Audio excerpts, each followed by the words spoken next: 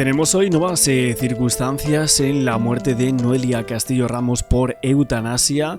Vimos varias partes de la sentencia en donde no habla de depresión, menciona una lesión de médula espinal lumbar incurable y no rehabilitable. Ciertas consideraciones que el otro día llegamos a ver que no se entendían para nada y los trastornos que presentaba no le afectaban a su capacidad de raciocinio o voluntad, y que el trastorno límite de la personalidad dice, según la página 23 de la sentencia, que no sería una enfermedad sino una manera de ser de la persona, por lo que no era susceptible de ningún tipo de curación. Me parece terrible esta parte de la sentencia en la cual se figura como en donde se acredita la eutanasia para Noelia Castillo Ramos, esta chica de 25 años, y que sabemos que ese trastorno lo tienen miles y miles de personas en España, con lo cual es una barbaridad que se dé una eutanasia por tener ese trastorno. No tiene ningún tipo de sentido. Luego todo lo demás que vamos a considerar y que obviamente estamos planteando, pero la evidencia queda demostrada en que a esta chica le dieron eutanasia sin practicarle ningún tipo de ayuda y sin estudiar realmente el caso en torno a si dentro de 1 año, 2 años, 5 o incluso dentro de 8 meses podría tener mejoría en alguna de todas las cosas que a ella le sucedían, sobre todo ese trastorno del cual no tomaba ningún tipo de medicación. Ojo, es que estamos hablando de unas cosas que son tremendas, la verdad, y que nosotros estamos totalmente en desacuerdo con lo que se ha practicado en torno al caso de esta chica tan joven, ¿no? Luego vamos a hablar hoy también de que ha salido una información en varios medios de que el Tribunal Supremo va a decidir ahora si los padres pueden recurrir una eutanasia de los hijos, porque aquí se ha debatido mucho de que ella era mayor de edad, que podía hacer lo que quisiese y que tenía derecho a decidir sobre su vida si quería morir, ¿no? Todo esto pensando en que ese trastorno que dice esta médica que es una manera de ser, dice, pues evidentemente dentro de los componentes que tiene este trastorno, por así decirlo, en la mayoría de casos o un porcentaje elevadísimo tiene relación con los intentos ¿no? de accidentarse, ¿no? Pues básicamente esto es un hecho. Con lo cual no entiendo cómo puede decir que es una manera de ser que no se puede curar, pero sí tenemos el teléfono teléfono de la esperanza. De hecho, en muchos de nuestros vídeos a veces nos lo pone así cuando hablamos de estas cosas, pero luego damos una eutanasia por esto. Es que es una barbaridad, sinceramente, ¿eh? Pues básicamente lo que ha decretado el Tribunal Supremo es si el derecho a la vida era de Noelia y no de sus familiares, y ahora se está analizando si realmente los familiares directos podrían llegar a recurrir estas decisiones en casos de adultos con plena capacidad mental, lo cual ella no lo tenía. Así se ve en la entrevista. Podemos decir que sí, una persona que tenga TLP puede decidir. Es cierto que pueden llegar a cambiar de opinión muy repentinamente, tienen cambios muy bruscos, esa montaña rusa, pero ahora mismo hay varios casos en donde por ejemplo se está esperando a que el Tribunal Supremo se plantee si la ley responde a esto, de ¿puede un padre recurrir judicialmente a la eutanasia de un hijo mayor de edad con plena capacidad mental? Pero es que estamos hablando de algo. Es que esto no es ir a comprar un botellín de cerveza.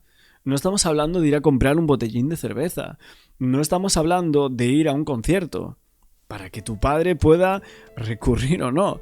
Estamos hablando de quitar la vida a una persona. Una persona de 18 años con muchos problemas. En algunos casos, estoy diciendo 18 porque aquí se está hablando, no, es que tenía 25. Ya bueno, como si tiene 29. Es que como si tiene 29, ¿cómo el padre no va a recurrir a esto? Es que es una barbaridad lo que se está diciendo con este caso. Estamos hablando de unas cosas que se están normalizando de una manera que para mí no es ni medio normal. Vamos a seguir viendo más cosas de este tema. Hay un periodista que ha hablado y ha dicho qué es lo que ocurre cuando dejas la eutanasia en manos de una comisión llena de miembros con intereses en el negocio de la sanidad privada. Hablamos del caso de Noelia Castillo. Vamos a verlo.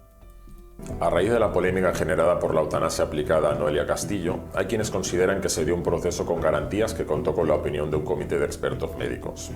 La Comisión de Garantía y Evaluación de Cataluña es el órgano encargado de valorar el cumplimiento de los requisitos legales y médicos para aplicar la eutanasia a un paciente que la solicita. Las personas que conforman esta comisión son propuestas por colegios profesionales y por el Departamento de Salud. La Generalitat asegura que esta comisión tiene un carácter multidisciplinario y que está integrada por perfiles profesionales diversos. ¿Quién conforma esta comisión? Si analizamos el perfil de sus miembros, comprobamos que muchos de ellos tienen intereses o trabajan directamente en el sector de la sanidad privada. Recordemos que estamos hablando de un sector privado que maneja la sanidad como un negocio que pretende extraer el máximo beneficio posible, de manera que todo aquello que no es rentable no interesa. Vamos a repasar el perfil de algunos de los miembros de esta comisión. Nuria Terribas es directora de la Fundación Grifols. Grifols es una multinacional privada del sector de la salud. Facturó 7.524 millones de euros en 2025. Olga Rubio, jefa de la unidad ética de la Fundación Privada Altaya, que se lucra con dinero público a través de conciertos con la Generalitat. En 2024 facturó 239 millones de euros. Mónica Povedano trabaja en el Hospital Universitario de Xeus, que pertenece al Grupo Quirón, un gigante de la sanidad privada. Gemma Parramón trabaja en el Hospital Vall d'Hebron, pero también en la consulta privada del Dr. Miguel Bernardo, especializada en salud mental. Cristina Montero trabaja en el Hospital de Figueras, propiedad de la Fundación Salud Empordà, un grupo privado cuyo negocio consiste en gestionar servicios públicos. Es decir... Bueno, aquí está nombrando todos estos datos que muchísimos no conocíamos. También hay otras personas que se preguntan que van ya más de 1.100 eutanasias desde que se aprobó la ley y que solo es esta la que se cuestiona, ¿no? ¿Qué intereses hay detrás de esta polémica? Se preguntan algunos. Y obviamente sí, puede haber muchos enfoques religiosos, de manipulación, etcétera, pero sí que es cierto que cuando se dan algunos datos y cuando se genera todo este conflicto de intereses sobre un tema tan delicado como lo es la eutanasia, creo que estamos hablando de algo muy serio, ¿no? Y también es verdad que si su padre no hubiese movido todo esto, quizás no nos hubiéramos enterado tanto de la eutanasia de esta chica como quizás pasó con otros casos, ¿no? Así que sí, estamos en un caso en donde esta chica desde los 13 estuvo tutelada por el Estado, sufrió supuestamente, vamos a decir, porque no hay pruebas de ello, algunas agresiones sexuales y que después de mucho tiempo le ofrecen la muerte, después de 2 años sin tomar ningún tipo de medicación según lo que ella misma habría dicho, con lo cual... no entiendo cómo es posible esto, ¿no? ¿Qué ha pasado aquí? ¿Por qué no ha recibido ningún tipo de ayuda esta chica? ¿Por qué en los 2 años no ha habido ninguna gestión sobre ella cuando ha pedido una eutanasia? Y en algunos momentos ella decía que sí, luego decía que no, luego una carta, luego otra... Los padres no estaban para nada seguros, creían que su hija podría salir de ese pozo y tener una vida más o menos normal. Y al final esto no sucede, ¿no? Ella no tiene ningún tipo de apoyo específico por parte del Estado. Todo lo contrario. Recibe dinero público del Servei Català de la Salud.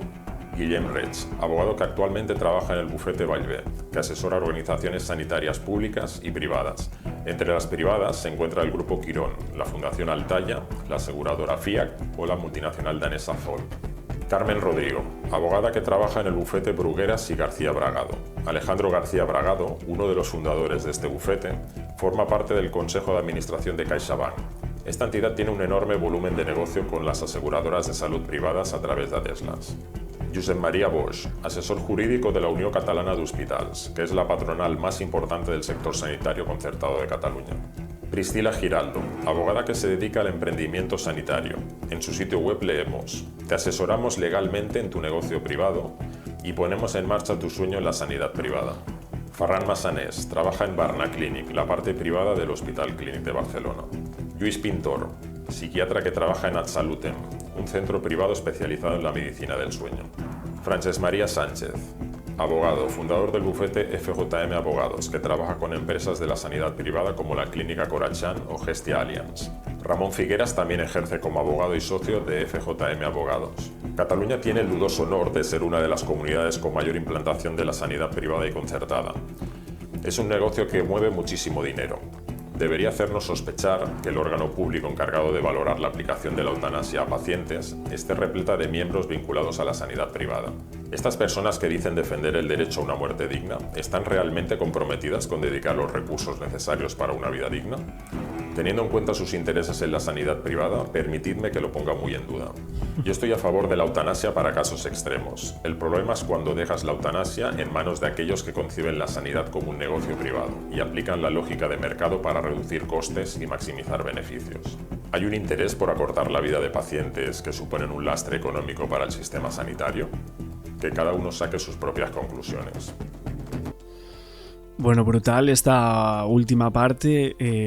Vemos que va explicando cada uno de las personas que trabajan en este sector, pero todos estos órganos, ¿no? Si realmente debemos sospechar acerca de esta sanidad, de estas personas, los intereses que puede llegar a haber detrás.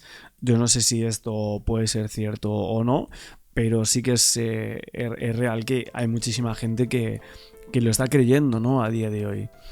Tenemos también un texto de la madre después de la eutanasia practicada a su hija. Es de, no sé si lo podemos ver aquí el día, pero bueno, hace unos días colocó una especie de tweet, si no me equivoco, en Threads, que creo que es como el Twitter de Instagram, y dice: solo 9 días después cada vez huelo tu funda de almohada donde dormiste los últimos días. Ese olor a mí, Noelia, me relaja. Miro los cuadros de las paredes, paso por tu habitación, entro al baño donde muchas veces te hacía la coleta para el instituto, giro la cabeza, veo la bañera donde vosotras pasabais un buen rato con espuma y las Barbies aún tú, esponja colgando. Si salgo al patio veo la manguera donde en verano jugabais. Es que te veo en cada rincón de casa, tus peluches, tus colonias, tu pijama. Cómo quisiera yo que el tiempo fuera para atrás. Solo 15 años donde aún nos divertíamos jugando a todo, donde aún dormías cada noche conmigo. Bueno, una noche tú, otra Sheila, y eso que la psicóloga decía que no era bueno, pero que nos quiten lo bailado. Desde que naciste, que tardaste 5 meses y luego Sheila fueron los años más felices de mi vida junto a vuestra hermana Yoli. Sois mi vida, sin vosotras no sabría vivir, luchar y arrancar mi vida. Siempre me habréis dicho que soy una madre luchadora por todo lo que hemos pasado, porque nunca quiero un no por respuesta. Ahora, Noelia, cariño mío, te tengo lejos, pero muy cerca, cerca en cada pensamiento, en cada olor, en cada cosita tuya. Te amo, mi bichito.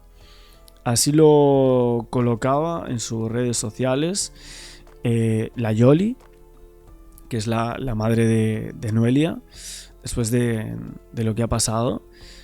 La verdad que no entiendo tampoco muy bien cómo esta mujer, no sé, tenía tanto aprecio por ella, pero realmente parece que no luchó por que esa eutanasia no se diese, sino con las entrevistas que estamos viendo después, ni siquiera se la ve dolida en la entrevista de TikTok. Lo siento mucho por decirlo así, pero me da una sensación bastante rara. Y luego también, otra cosa más, la entrevista de Sonsoles tampoco hace mucho hincapié por paralizar esa eutanasia, por decir que es una auténtica barbaridad que se le practique, por ejemplo, ¿no? por no ir de la mano del padre con los abogados cristianos. Realmente no sé si es lo que quería esta mujer. Al final lo veo un poco raro. No sé vosotros qué pensáis también. Vamos a analizar también otro reportaje más en donde han analizado el tema de la administración desde Estados Unidos y qué es lo que estuvo detrás de la ejecución de Noelia Castillo Ramos. Vamos a verlo. De los socialistas y presidente de la Generalitat dice lo siguiente: defiende a los profesionales sanitarios del caso de Noelia Castillo, pero miren, yo no me voy a meter ahí, pero sí me voy a meter en otro asunto, y ahí por eso miro a OK Diario. Y sí me voy a meter en otro asunto porque La Huella del Crimen, el programa de sucesos de esta casa, lo hemos denunciado por activa y por pasiva. Pero el tío, el nefasto exministro de Sanidad, se calla como una amiga de Ábalos y no dice nada de la Dirección General de Atención a la Infancia y a la Adolescencia de Cataluña. Este es el lugar donde van las niñas tuteladas. Por activa y por pasiva les hemos denunciado en esta casa cómo se prostituyen a las menores en Cataluña. Bueno, en Cataluña y en otros lugares. Pero en Cataluña es una situación alarmante. Cómo se prostituyen, cómo las violan. Insisto, es en toda España. Es una vergüenza. Ahora bien, lo de Cataluña es para hacerse el harakiri. Y estos son investigaciones vuestras. Sí. De hecho, pues comentando una cosa que estaba comentando Juan de Dios, es que una de las médicos que estaban encargadas de realizar todo este seguimiento y está querellada por pertenecer a un movimiento pro-eutanasia. Es decir, que ella políticamente estaba ya significada en este sentido. Y yo, de verdad, me tranquiliza mucho, porque tú tienes un cargo importante en Vox, me tranquiliza mucho que Vox, este partido, esté defendiendo esta posición, ¿no? Porque de verdad, o sea, es una posición necesaria, que ahora mismo se ha olvidado por parte de todos los partidos políticos, ¿no? Es una posición. Bueno, es cierto que estos medios de comunicación también hablan mucho de política. Nosotros estamos intentando aislarlo un poco, pero bueno, es muy complicado en algunos ámbitos, pero estamos intentando ver las consideraciones que hay aquí en torno a la salud de esta chica, hablando de este trastorno, de lo que pensamos, de la eutanasia, si estamos de acuerdo o no. Es cierto también que las conductas de accidentarse, de estos intentos por parte de esta chica, en pacientes como Noelia con trastorno límite de personalidad, pues lo que a menudo dicen algunos psicólogos es que esto funciona como de una forma extrema, disfuncional, de pedir ayuda, ¿no? Es como un pedido de ayuda ante un dolor emocional que es insoportable para ellos, ¿no? Más que como un deseo firme de morir, porque literalmente después de que esto suceda, de que ellos intenten esto, o sea, fallecer de esta manera, muchas veces no sé cómo decirlo por culpa de YouTube, por las palabras que podemos utilizar en este ámbito, aunque es algo de lo cual se debería hablar abiertamente, pero bueno, nosotros lo intentamos inmiscuir un poco, pero quién sabe si Noelia no se arrepintió en el último momento, o no sé, a los 2 días quizás ella se iba a arrepentir de esto. Es que esto es una realidad. Por mucho que haya gente que diga que diga que no, es que ella lo decidió, ella tal, hay pruebas de que ella decidió esto como un método de auxilio más en torno a ese dolor emocional insoportable que ella padecía. Es que es tremendo lo que estamos comentando. No es una decisión consciente. Vemos que también estaba dominada por las sustancias.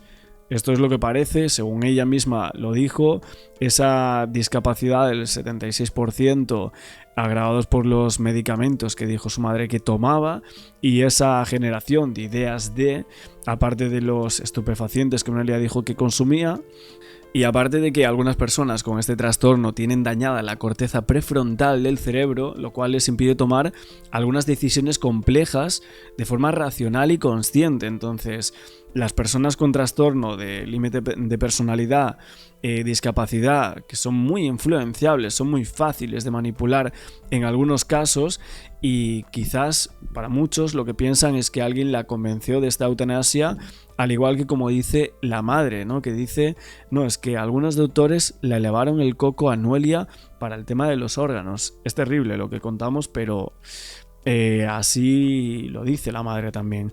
Habrá que ver si no hay indicios de criminalidad en torno a la muerte de Noelia, ojo, Posición de sentido común y de defensa de la vida. Vox siempre ha estado en defensa de la vida desde el momento de la concepción hasta la muerte natural. Lo que hay es que dar el tratamiento que hay, es decir, científicamente, médicamente, se pueden dar tratamientos. Eso es lo que hay que hacer. Lo que no hay que hacer es, como usted es pobre, como usted cuesta más, como usted ya no vale para la sociedad porque ha dejado de producir económicamente, le tengo que decir que es un estorbo y le tengo que presionar de manera que le lleve a que acepte usted mismo la autoinmolación, la muerte. También es necesario y es vital, señores, recordar, para mí es fundamental recordar la situación de la Dirección General de Atención a la Infancia y a la Adolescencia de la Generalitat de Cataluña. Es una vergüenza el número de denuncias. No entiendo cómo no han clausurado esa, debo llamarle institución, pero es una vergüenza que el presidente de la Generalitat, de la que depende esta Dirección General de Atención a la Infancia y a la Adolescencia, tenga la cara dura de callarse como la amiga de Ábalos. ¡Qué fuerte, señoras y señores! Porque esta niña de 25 años ha estado una parte importantísima de su vida bajo la tutela de la Generalitat. Ha sido violada. No se ha investigado. Pero es que Noelia no es la única chica violada. No es la única niña tutelada en la Generalitat que ha sido violada. No es la única. Tampoco sería la única a la que hubieran prostituido. Y siguen haciendo caja. ¡Qué vergüenza de país, señoras y señores! Este caso también es muy importante recordar que Noelia ha estado bajo la tutela de la Generalitat y que en la Generalitat se viola y se prostituye a las menores. Bueno, y en Valencia. Un número enorme de noticias de los últimos meses y de los últimos años. Insisto, referencias, la huella del crimen. Y Mónica Oltra, el marido de Mónica Oltra. Y Lady Chupitos en Baleares, la presidenta del Congreso. No, fíjense que yo el otro día justo estaba en un círculo. Bueno, lo que os decía de estos comentarios en torno a lo que le pasó a Noelia, ¿no? Si realmente se pudo arrepentir o no en los últimos momentos, que esto no lo sabemos porque ella murió sola, sin absolutamente nadie, únicamente estaba el médico, los médicos que la inyectaron, ¿no? Para que no se pudiera arrepentir o no en ese momento. Mi pregunta es si, o sea, al último momento le pregunta, o sea, ella de ¿estás segura? O ¿cómo es esto realmente? Porque tengo muchas dudas, ¿no? Sobre este tipo de cuestiones de lo que pasó aquí, ¿no? Porque ella está en el hospital, a una persona, una médico, le inyecta eso, ¿no? Pero ¿de qué manera? Hace unas últimas preguntas. Suponemos que habrá algún psicólogo en esos instantes, ¿no? Para ver si realmente ella quiere eso o lo aplaza al último momento. Es que me parece un tema muy complicado, la verdad. Un tema muy complejo, sobre todo en este caso en concreto. Yo veo veo un caso demasiado dudoso para lo que se ha aplicado y lo que se ha dicho en torno a los medios de comunicación, ¿no? Y también es cierto que ella estaba completamente desorientada en esa última entrevista, ¿no? No sabemos cuándo fue grabada, si hace unos días atrás o si ya hacía un tiempo que se había grabado, no lo creo. Pero sí que su discurso en algunos puntos era incoherente, tenía mentiras, podemos decirlo así. El aplanamiento afectivo que tenía, las pupilas dilatadas, su mirada, era terrible, ¿no? Hablaba muy lento, con dificultades, repetía muchas veces las mismas palabras que la madre. Estaba muriendo dominada por las sustancias que le suministraron, ¿no? Y realmente no era consciente de lo que estaba haciendo en el momento en el que ella lo había hecho. ¿Por qué? Porque a lo mejor dentro de 5 años ella no quería ese punto y final para su vida. Igual no lo quería, porque así lo vemos en sus publicaciones en Instagram, en TikTok. Vemos que sube vídeos con el padre aquí, luego el padre no, muy malo, luego la madre sí, pero no, la madre muy mala también porque piensa esto. Luego que si mis hermanas también muy buenas pero a la vez muy malas. Mi novio que sí me agredió sexualmente pero luego digo que es mi ángel de la guarda. ¿No veis que todo va en el trastorno que ella tenía? No tiene sentido lo que se está diciendo y se está perpetrando con este caso, la verdad. Hablando sobre este tema, y yo di por hecho una cosa que a mí me parecía muy lógica y las personas que estaban conmigo me lo desmintieron, que es que los varones y las mujeres están separadas en este tipo de centros, o que están en centros y separados, ¿no? Es decir, me pareció una cosa lógica, y los que estaban conmigo me dijeron, no, si está, tú eres un trasnochado, no, están juntos. Es mixto. Pasan esas cosas. Claro, pero a mí no me cabe en la cabeza que estando en un contexto de desestabilización, digamos, familiar, en un momento en el que además es una revolución en el comportamiento humano, ¿no? Que es la adolescencia, o alrededor de esto, pues que no haya por lo menos una cosa tan básica como la separación entre sexos en este tipo de centros. A mí me parece que es una cuestión puramente lógica. O sea, que yo no solo lo separaría dentro del mismo centro, sino que crearía centros distintos, ¿no? Sobre todo es que, Benjamín, los hechos te dan la razón. Claro. Es decir, el sentido común, los hechos avalan el sentido común. Claro. El sentido común es, oye, pues si los tienes separados es más difícil que se produzcan casos de violaciones dentro de esos centros, como le pasó a esta pobre chica, a Noelia. No es la única. El número de casos, especialmente en Cataluña, de niñas abusadas sexualmente y prostituidas es alarmante, pero nadie hace nada. Y efectivamente el caso de Mónica Oltra, del marido de Mónica Oltra, el caso de Baleares, cuando Lady Chupitos, ya saben, la presidenta del Congreso estaba en Baleares. También tenemos casos naturalmente. También creo recordar en Cantabria, bueno, y en otros muchos lugares. Pero es que lo de Cataluña, por eso que el nefasto ministro de Sanidad en tiempos donde esto gentuza hizo caja con los negocios, con el negocio de las mascarillas, mientras que nosotros estábamos atemorizados. Es que es tan vergonzoso. Es que hemos empezado hablando del hermano del presidente, que el tío, en lugar de pagar... Bueno, pues aquí vimos que Salvador Illa defendía a los profesionales sanitarios que estaban encargados del caso de Noelia Castillo, hablando también de otras cosas. Aquí algunas consideraciones que, bueno, no vamos a entrar tanto en estos temas políticos, pero sí que quería hablar un poco más de estas consideraciones, la madre lo que decía...